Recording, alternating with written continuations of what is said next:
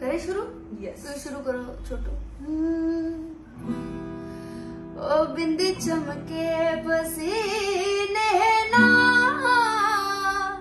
नी खुल गए ने कुंडला वाले वाल। ओए ओदी अख दे कोल जुत्तिले नी ओने लुटिया साडा दिल ओदे दिल दे नाल खुल गए ने कुंडला वाले वाल।